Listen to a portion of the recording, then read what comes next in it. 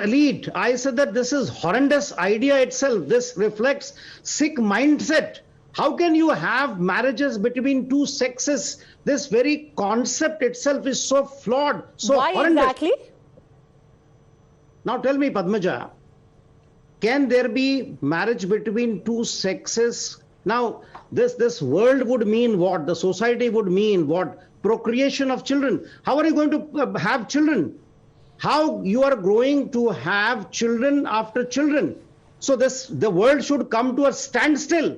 I mean, what kind of mindset is this? See, ultimately, Padmaja, it boils down to what? It boils down to possibly gay sex. Yes. Nothing more than that. So something which may be rampant, or which may be in a hiding place or place in secrecy. So again, but sir, can't legalize it. It could be argued that your point of view is an elite point of view. For a large section of people, marriage is more about sex, is less about sex and more about everything else that a marriage entails.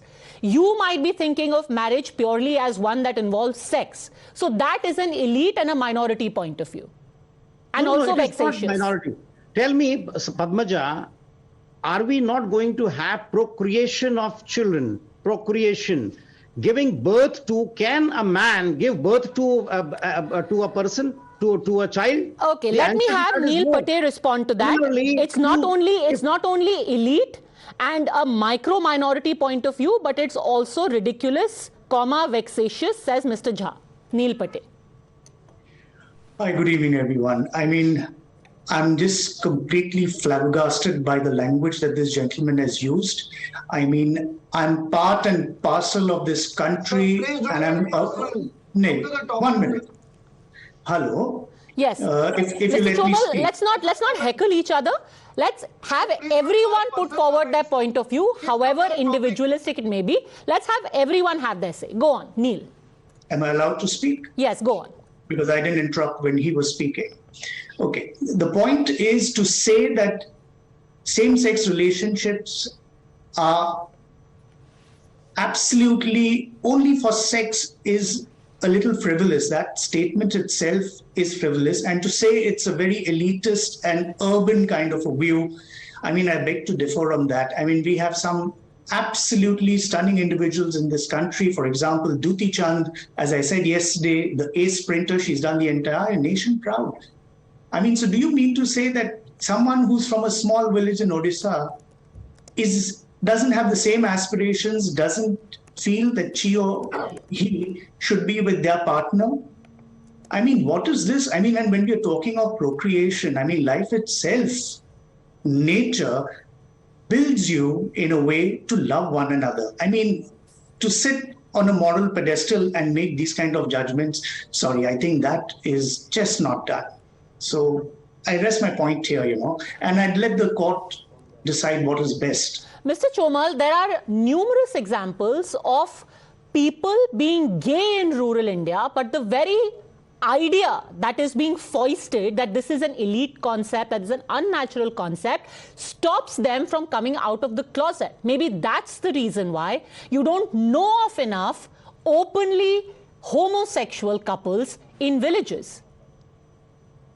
Padmaja, the concept or the aspect of being in a rural area or an urban area is a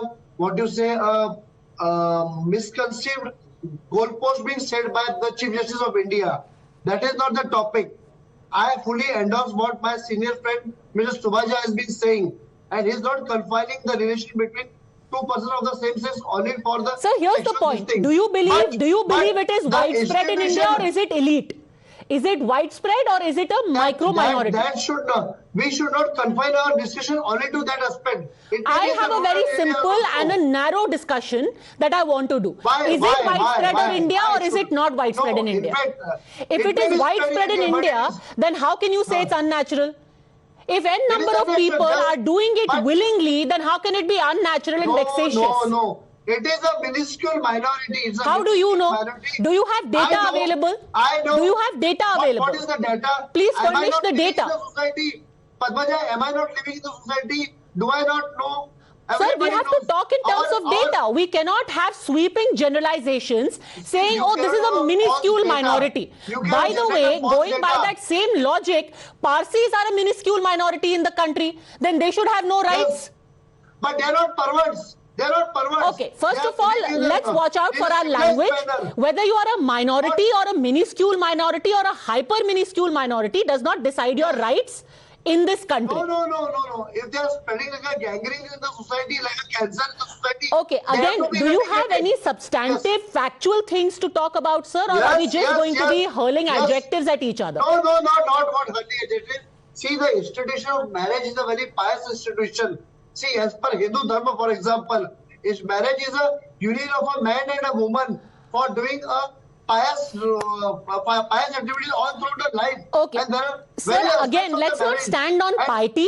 I want to again draw you back to your original assertion, saying that this is a minuscule minority.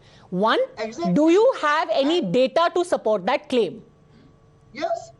I'm living in the society, even all of you will support my view that it's a very minuscule minority and I don't support your view. It's a perversity. You may not be supporting the view, but the data is there. But just where is the data? Show me the data. See, I may not be having the exact data, but I'm sure 1 in 1,000. Then how are you making a claim as a lawyer when you don't have any data to support?